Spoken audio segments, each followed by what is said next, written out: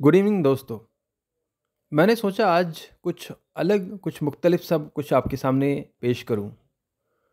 इस कड़ी में आपको मैं बताऊंगा हिंदुस्तान के पुराने और शायद कुछ जाने पहचाने मोटरसाइकिल्स और स्कूटर्स के बारे में। आजकल हम जो स्कूटर्स देखते हैं और जो एक ज़माने में स्कूटर हुआ करते थे, दोनों काफ़ी अलग है। और शायद ही वो स्कूटर वाला दौर फिर से वापस आ पाएगा, लेकिन फिर भी चलो आज हम ज़िक्र ही करते हैं और जानते हैं कि हिंदुस्तान में सबसे पहली मोटर बाइक कौन सी थी। हमारे यहाँ पे सबसे पहली जो मोटर बाइक लॉन्च हुई थी उसका नाम था रॉयल एनफील्ड। ये आई थी 1954 में। और उस टाइम पे इंडिया ने जो रॉयल एनफील्ड की जो पुरानी कंपनी हुआ करती थी, जो कि इंग्लैंड में बनाती थी ये रॉयल एनफील्ड्स को, उसके 800 यूनिट ख़रीदे थे इंडियन आर्मी के लिए। और शुरू में ये केवल आर्मी तक ही सीमित रही थी, लेकिन उसके बाद ये बाइक इतनी मशहूर हो गई कि हर हिंदुस्तानी को ये बाइक इतनी पसंद आने लगी कि बाद में ये जनरल पब्लिक के लिए भी ये बाइक बनाने लगी कंपनी। इसके बाद एक ऐसा स्कूटर ब्रांड है जो हम सब ने नाम तो सुना होगा, लैम्ब्रेटा।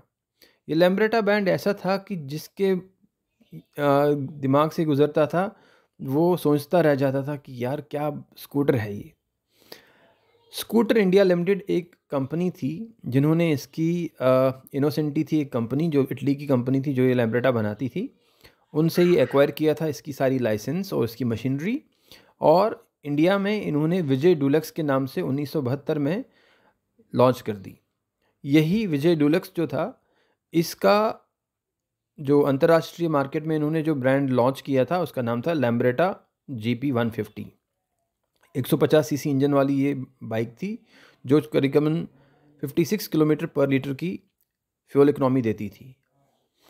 उस टाइम पे जितने भी चाहने वाले थे, बाइक चलाने वाले थे या स्कूटर चलाने वाले थे, उनके लिए ये बहुत ही बेहद प्रिय बाइक हुआ करती थी। इसके बाद आई बजाज चेतक 1972 में ही, और ये एक इंस्टेंट हिट साबित हुई। हर कोई फैमिली मैन यही चाहता था कि उनके लिए बजाज चेतक हो। पुराना इसका जो एडवर्टीज़मेंट आता था उसमें भी वो हमारा बजाज कहते थे, और हर किसी को फील आता था कि ये वाकई में उनकी अपनी गाड़ी है। कहते हैं कि शुरू में जब ये गाड़ी आई तो इसके लिए 2-2 साल का वेट पीरियड था, लेकिन लोग इतने उतावले थे कि बस बुकिंग करते जा रहे थे। बजाज चेतक के बाद आया YSD रोड किंग। 1978 में लॉन्च हुआ, लेकिन ये मॉडल धीरे धीरे एक कल्ट वाला बन गया। कल्ट इसलिए बना क्योंकि इसने रॉयल एनफील्ड बुलेट को चैलेंज किया। हालांकि बुलेट 350 सीसी वाली थी और ये केवल 246 सीसी वाली थी, बट इस मॉडल में कुछ तो गज़ब बात थी जो इसको काफ़ी अलग बना रही थी रॉयल एनफील्ड से। फिर 1984 में आया एक और रेवोल्यूशन। ये रेवोल्यूशन क्या था? Kinetic Honda. ये वो गाड़ी थी जो हालांकि थी तो 98 सीसी 2 स्ट्रोक इंजन वाली, लेकिन यूथ में और कॉलेज गोइंग जो यंगस्टर्स थे उनके बीच ये काफ़ी हिट साबित हुई। इसका एक अपना अलग ही क्रेज़ था, अलग गाड़ी थी, और इसमें इन्होंने काफ़ी सारे ट्रेंडी फीचर्स डाले थे। और सबसे बेहतरीन चीज़ जो इसमें थी वो था सेल्फ स्टार्ट। बीच में 70s में जब एक छोटी सी गाड़ी आई जो राजदूत वालों ने बनाई थी, इसका नाम था राजदूत GTS, और कुछ लोगों ने इसको बॉबी का खिताब भी दिया। ये था 173 CC 2 stroke single cylinder engine था इसमें, और ये एस्कॉर्ट मोटर्स ने बनाई थी।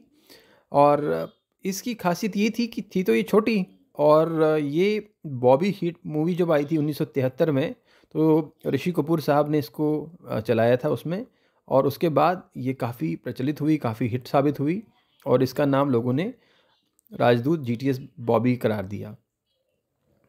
इसके बाद आई है रॉयल एनफील्ड मिनी बुलेट जो 1973 में आई, और 200 सीसी इंजन था। इसका भी अपना एक ख़ास रुतबा था मार्केट में। फिर आई नर्मदा 150 प्रिंस। ये लॉन्च हुई थी 1986 में गुजरात नर्मदा ऑटो लिमिटेड के दौरान। इसका 150 सीसी स्ट्रोक इंजन था। और फिर एक ब्रांड आया था कैलविनेटर अवंती। हम सब ने अवंती गरेली नाम सुना होगा मोटरपेड्स का, उन्हीं की तरफ से ये स्कूटर निकला था 150